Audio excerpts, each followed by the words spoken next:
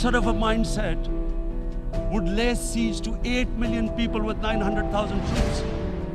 Women, children, sick people, locked in as animals.